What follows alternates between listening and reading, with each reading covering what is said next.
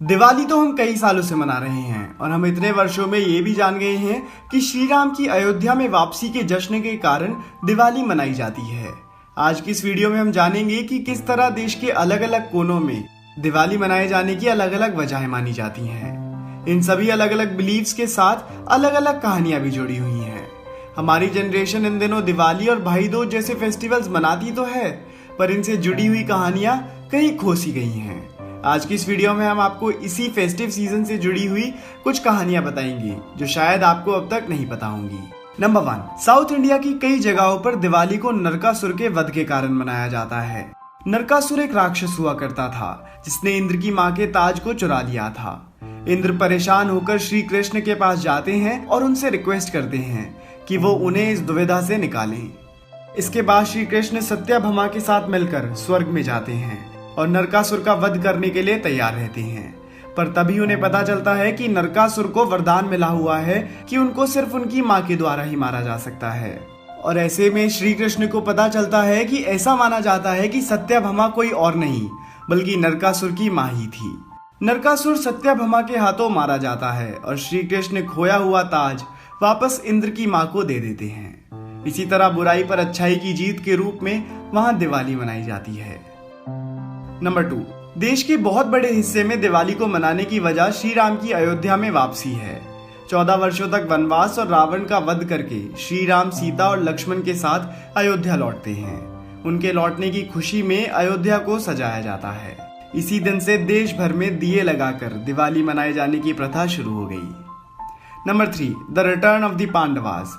महाभारत के अनुसार जब पांडव भाई 12 वर्ष के बाद वापस हस्तिनापुर लौटे थे तो वो दिन दिवाली का ही था। उस दिन हस्तिनापुर के वासियों ने उनके लौटने की खुशी में पूरे नगर में सजावट करी थी और दिए लगाकर पूरे शहर को उज्जवल करा। नंबर 4, ऐसा कहा जाता है कि एक राजा था जिसका एक बेटा था जिसके लिए ये कहा गया था कि वह अपनी शादी के एक दिन बाद मारा जाएगा।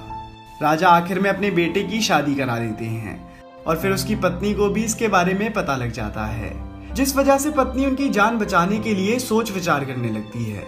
रात को जब यमराज उनके पति को लेने के लिए आते हैं तो वह पूरे घर को लाइट्स और दियों से सजा देती हैं और अपने घर का सारा सोना घर के बाहर रख देती हैं। यमराज उनके पति को लेने के लिए सांप के रूप में आते हैं तो सोने और लाइट्स की चमक के कारण उन्हें दिखना बंद हो जाता है और वह उसके पति को लिए बिना ही लौट जाते हैं। इसी प्रकार वह अपने पति की जान बचाने में सक्षम रहती है। वह घर के बाहर यमराज को रोकने के लिए एक दिया भी जलाती हैं जिसे यमा दीपक के नाम से जाना जाता है। नंबर 5, यामी और यमा जुड़वा भाई बहन थे जो एक दूसरे के बेहद क्लोज थे। ऐसा कहा जाता है कि अदिति जो यमा और यामी की मां थी उन्हें सूर्य की गर्मी नहीं लगती थी और इसी कारण वह खुद से छाया का निर्माण करती रही। इस बारे में सूर्य देव को नहीं पता था। एक दिन मतभेद के कारण छाया श्राप देती है और यमा की मृत्यु हो जाती है।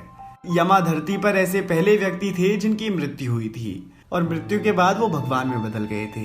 इसके बाद से ही यमा हर साल एक बार वापस आते हैं अपनी बहन यामी से मिलने और इसी प्रथा के कारण भाई दूज का फेस्टिवल मनाया जाता है।